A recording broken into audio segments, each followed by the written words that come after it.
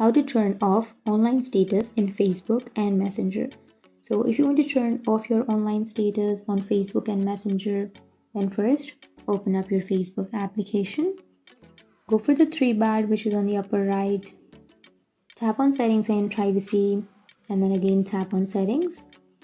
And here on the upper right, you will have search icon. Tap on the search icon and then search for active status. And here you will have your active status, right? So if you have turned that on, then if you want to turn off, simply toggle that off and tap on turn off. That's it. That's how you turn off your online status in Facebook.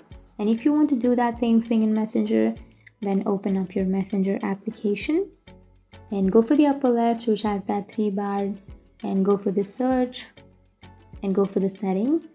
And here you will have active status. Tap on active status and turn that off. Tap on pause. That's it. That's how you turn off your online status in Facebook and in Messenger. And if you have any questions, feel free to comment below. Thanks for watching.